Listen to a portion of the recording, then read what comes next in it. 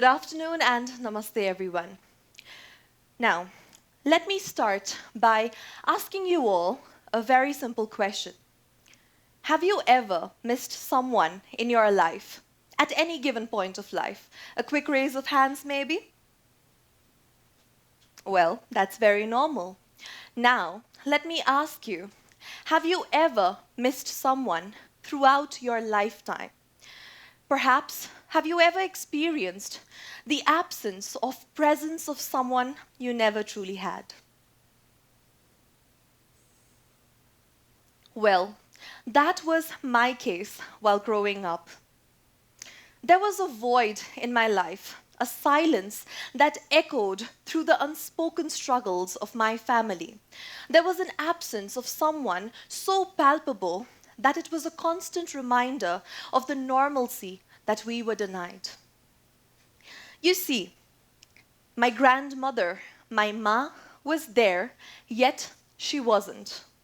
Her presence was overshadowed by the tumultuous waves of emotional transitions. At one point, she was all loving and caring and joyous, and at other times, she was cold, indifferent, and bitter. Very bitter. It scared me and distanced me and my family from her because we did not understand what was going on. And it colored our lives with hues of turmoils and chaos. I craved for her warm embrace, her wise words, the scrumptious meals and bedtime stories that my friends would talk about that their grandmothers did for them, but I never got to experience it. Instead, what I witnessed was the chaos of her highs and the despair of her lows, leaving our family at the edge, not knowing what to expect the other day. Her nature, as it was called, had casted a long shadow on all of our lives, extending far beyond her own sufferings. It shaped our family dynamics with constant fights, repressed emotions, thoughts, and opinions, and the big word, dysfunction. However, it was only much later on when I joined medical school that I explored, understood, and consulted, and we found out that she was actually suffering from a mental health disorder called as BPAD, bipolar affective disorder, which is a mood affective disorder that causes extremities of emotions, and that was what was responsible for her behaving in that way. Eventually, we were able to provide some help to her, though it was already late because the condition was quite chronic, but we were happy to have finally understood her and helped her. Now, while navigating this challenging journey, there was a striking realization that came to me that how mental health has been overlooked, or rather normalized in all the wrong sense. Of course, we're very much aware of the fact that there is stigma associated with mental health disorders that is prevalent in our society, especially in low-income settings, where the victims, they're shamed, isolated, deemed as crazy, pagal, insignificant, or even attributed to possession or witchcraft. Because of this, WHO has also stated that 2/3 of the people who suffer from mental health conditions go untreated, and those who receive treatment, there is delay in an estimated of 11 years gap. Now, though the stigma that is concerning mental health illness is a huge problem in itself, it is also a problem when we turn something so serious into something so normal, as if it's a part of our daily lives, and we have internalized it and normalized it, claiming it to be just someone's behavior, someone's nature, personality, characteristics, or just a phase of life. Dispelling misconceptions, normalizing mental health is important, but normalizing it in the right sense is even more important. Because along with normalization comes minimization most of the times. And there's a very fine line in regards to mental health the difference between breaking the stigma and making something so normal that the issues that actually need to be addressed and treated are being overlooked. In the context of my grandmother, the minimization of symptoms could be attributed to lack of awareness or ignorance. But if we look at the present day, on the flip side, especially with the advent of social media, as we're saying from the mountains to markets, we can see that the concept of mental health has evolutionized so much, but still the people who are suffering are in jeopardy. Because with the overexposure of mental health buzzwords or terminologies, it has become more damaging and minimization has taken a completely different turn. As a medical practitioner, especially post-COVID, I've seen instances where when people come up and say that someone has been crying for a couple of days, hasn't eaten or slept properly, so that's labeled as depression. If someone has exams the next week, hasn't prepared for it, and is feeling anxious about it, which is normal, that's anxiety or panic attack. If someone just likes to keep things neat and orderly, well, that's OCD. Now, we need to understand the difference between these generic usage of terms and clinical diagnosis. We need to understand that having a depressive period does not mean having clinical depression. Feeling anxious about something does not mean having anxiety.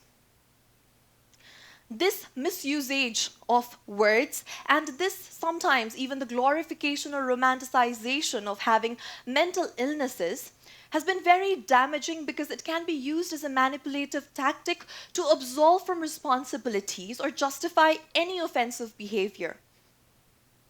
When mental health should be taken so seriously, it can actually act to trivialize the serious implications of mental health disorders, which are supposed to be diagnosed with set diagnostic criteria, be it through DSM-5, ICD-10, or whatever guidelines. So this has trivialized mental health as a blanket term covering anything and everything under the sun. Let me go for another simple example. How many of us from here has known about depression? Now, if I asked you this question 10 years back, would you have raised your hands back then? I'm pretty sure that most of us were not even aware of the term. It's because now depression has been so popularized as if it's a normal part of our daily life. But let us consider 3 scenarios. Let us take an adolescent who just went through breakup and is in a constant crying jag.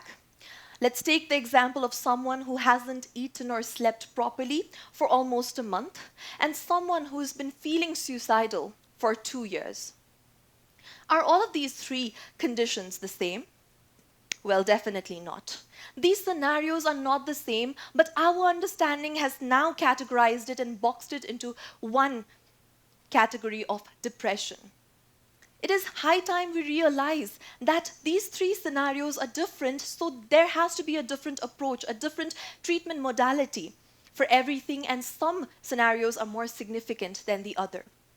So the whole point of my saying is that mental health should definitely not be treated as a stigma, but it should also not be treated as a buzzword. There should be a middle ground for it, and for this we require a deeper understanding of what mental health truly is.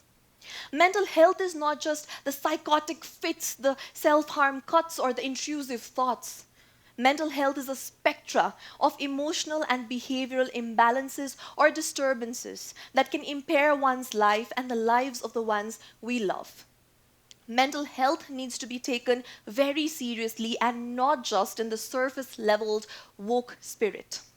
The advocates and organizations who are working actively for mental health should go beyond yoga, meditation sessions, and mindfulness and develop a culture of deeper understanding of what emotions are, how the brain functions, and impart that. There needs to be conversations about mental health, definitely. But these conversations should not just be limited to self-experience sharing or open-ended conversations, or sometimes even baseless conversations. with influencer marketing. These conversations should be productive and should be able to equip ourselves to cope up such situations in life and navigate through the ebbs and flows of life with grace and strength. As a passion project, I've also been working for a mental health book targeted for children and adolescents. Because I believe that mental health is something that is as important as science or maths. It is something that should be taught at a very early age because it can help curb a lot of problems. It is a basic life survival skill that needs to be included in the curriculum.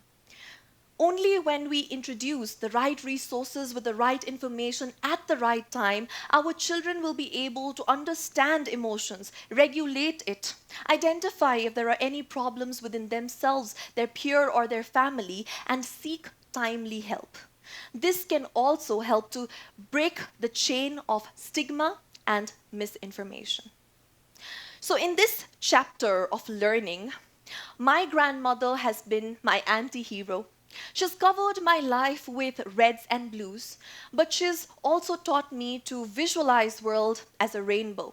She's taught me that even in the darkest moments, there can be beauty, there can be hope, and always a possibility to help others with one's experiences. So, I would like to invite you all in this journey of better understanding and compassion. Let's normalize mental health without minimizing it or diminishing it. Let's make this world a more empathetic, bright, and emotionally inclusive one for all. Thank you so much.